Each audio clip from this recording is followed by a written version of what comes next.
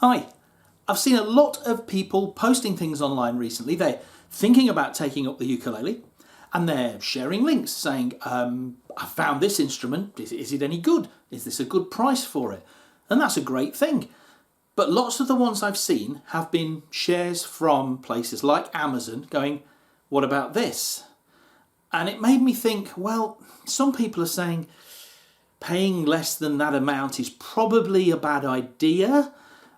You would be better off saving up a little bit more.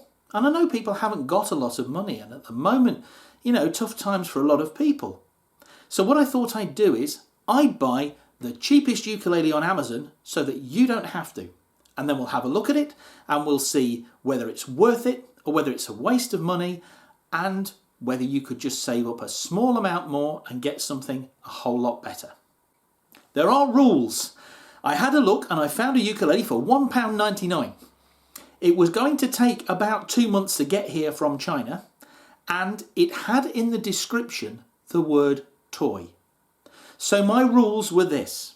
The description could not say toy anywhere, because then if it doesn't function as a musical instrument, well, that's my own fault. I bought something that was described as a toy. So no toy in the description. Also, it had to be in my country, because as well as maybe having to wait months for something to arrive, there's also the possibility then of it getting stuck at customs and having to pay more for customs. So I wanted to find a UK seller, I'm in the UK, that could deliver something to me in a couple of days that was very clearly marketed as a musical instrument and not a toy. What I ended up with is this. And this cost me the princely sum of £16.99. Before I get onto the uke, let me show you what I got for my £16.99. You get a gig bag. And this gig bag only opens at the end, has a little zip. It's very, very thin. There is absolutely no padding in this. It is just a thin plastic material. It's a bit like one of those bags for life from the supermarket. But hey, I've spent more than the cost of all of this on a gig bag before. So, if it keeps the dust off and lets you carry it to the uke club, great. It also came with 2 little booklets, leaflets. This one, which says The Essential Beginner's Guide to the Ukulele. It tells you the parts of the ukulele there. Inside it tells you a bit about how to tune it and teaches you your first chord, a C chord there. And on the back, 4 more chords, all very useful and all telling me that this is being marketed as a musical instrument, not a toy. And then the other leaflet, this one is quite similar. This is the ukulele chord book, and this one opens out and has some chords on that page and some chords on the back. My first issue with this is the chord of C minor in this booklet here. That isn't a C minor. That's a G major 7. A C minor would have been at the 3rd fret, not the 2nd fret. And it might seem a bit picky, but somebody's designed this and they've had it printed on nice glossy paper, and one of the first few chords that they teach you, it is on their list, if you did them in order, it's chord number 8, is completely wrong. I also got a very, very big plectrum, but why not? Seems okay. So, on to the uke. It is a Martin Smith branded uke, which I believe to be a UK company's brand name on, obviously, a Chinese-made instrument. It's a sort of reddish brown colour on the back, with a pale top, a dark fingerboard, and geared tuners, which is possibly a positive-looking thing, because on inexpensive ukes, the friction pegs can often be terrible. So we'll see how these go. First things first. When I got this out of the box, it was not just out of tune, but there was barely any tension on any of the strings. They were flopping around. Any looser and they would have fallen off. So I'm going to check the tuning again now, because obviously I tuned this up yesterday when it arrived, but because it tuned up from pretty much slack strings, it is, going to stretch and take time to settle. So that's not a fault of the ukulele, but I'm quite surprised that it wasn't tuned up to somewhere near pitch, because that makes me think maybe it's never been tuned up to pitch before. which means maybe no one's even tried playing it, like for quality control. That's in tune. Okay, let's have a listen to it. Sounds fine. Tuning pegs work nicely. They hold the tuning well. They're not wobbly or slack. That's a good sign. It doesn't sound terrible. Actually sounds pretty decent. For a £16.99 uke, I can't complain about the tone. Okay, in our booklet it tells us the first chord we should learn to play is the chord of C, and it tells me to put my ring finger down on the 3rd fret here and strum. Oh, hang on. Let me put my tuner on and we'll just check that everything's all right there, because that sounded odd. Right, you can see that that A string is in tune on my tuner. I'm going to press very carefully down on the 3rd fret and play that note. Oh, you see how sharp that is? It's gone way beyond the middle on my tuner. And yet, the string is in tune. So the first chord we play is going to sound like this.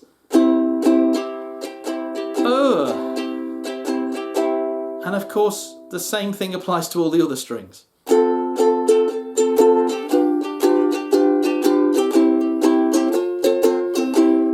It sounds hideous, but it is in tune. That's because something is wrong either with the positioning of the frets, the positioning of the bridge, or one other thing that I'll come to in a moment. When you have a musical instrument, to play in tune with itself, we have to talk about the intonation being right. And that means that each note on there is in tune.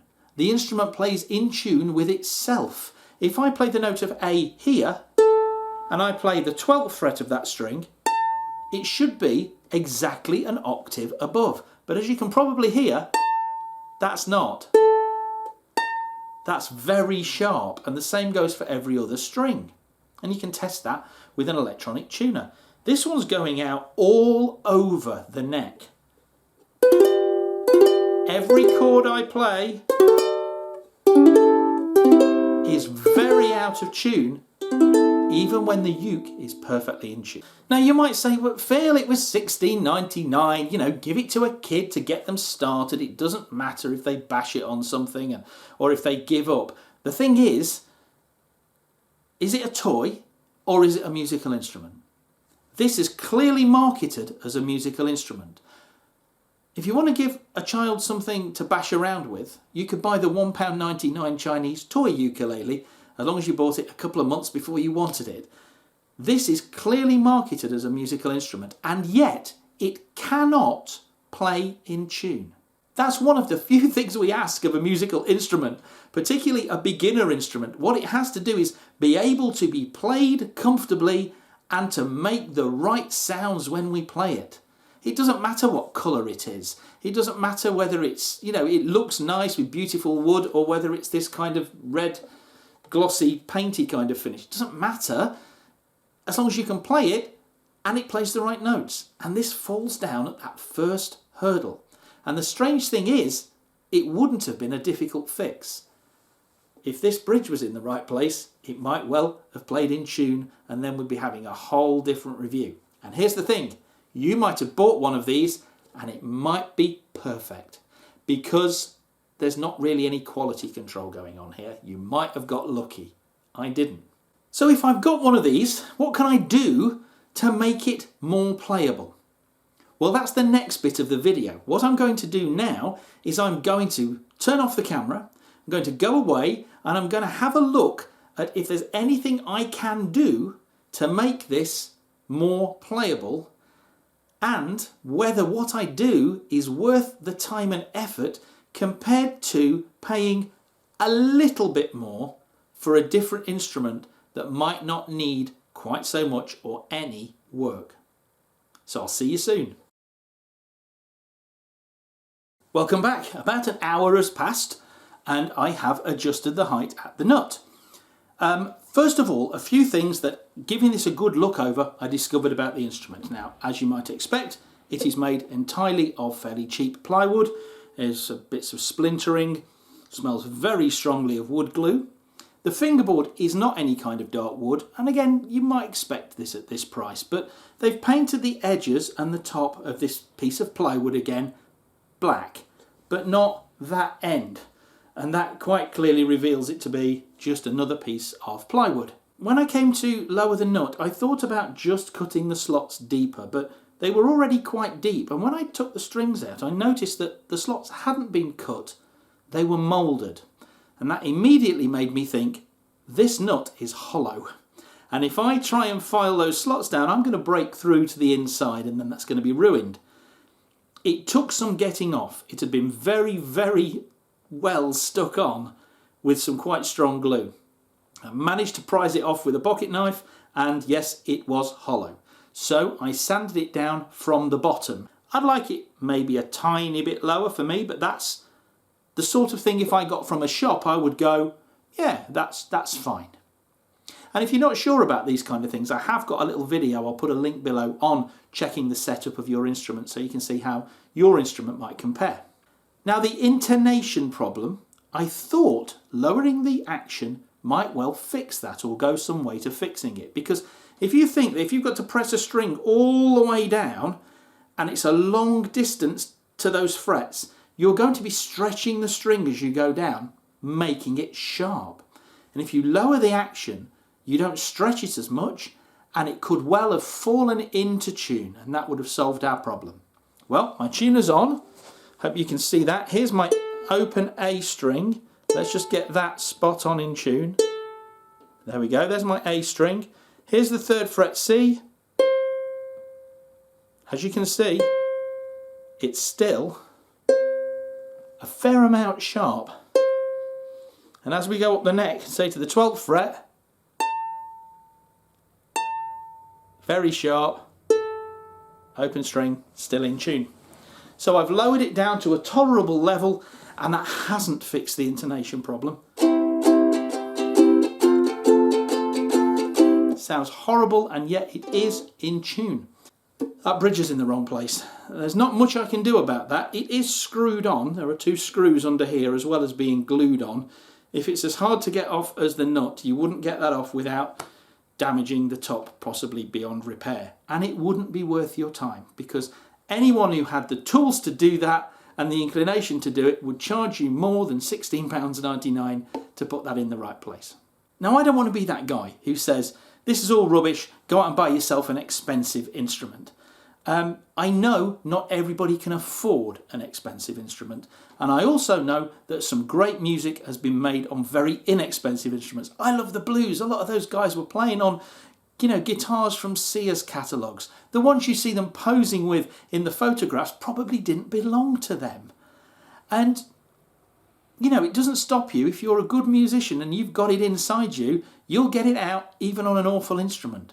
However, this one is never going to play in tune unless it has more work done to it than it is worth doing to it. So what could you do? Well, I had a look around, and I have found an instrument that I have had students come to me with, and I have owned one myself in the past as an instrument to take into schools, and I wasn't scared to hand it to the kids and let them have a go on it. And it was a Macala made by the Kala company, MKS. And that retails, depending on where you get it from, at the time of this video, about £49 to £55.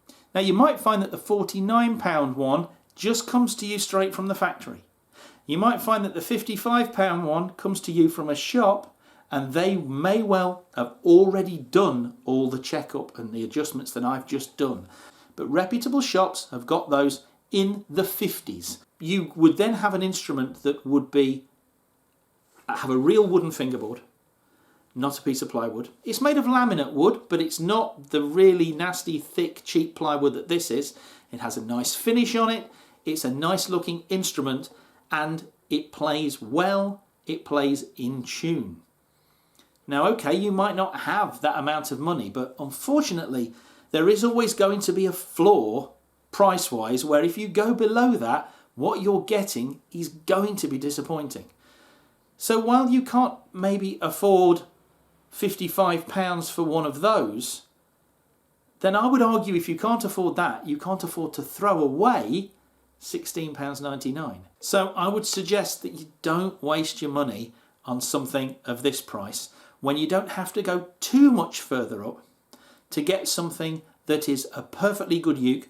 I've seen them at ukulele clubs all over the place, and I've seen students with them, and they're perfectly playable. And I'm not just saying that instrument. Have a look around, but go for a reputable brand.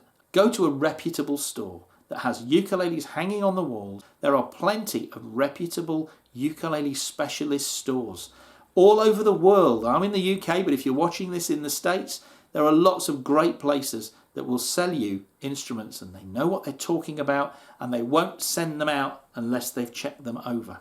Sadly, people who buy this are going to start off playing, and if you bought it for a kid, as parents, you're going to really regret it because it's going to sound awful and out of tune.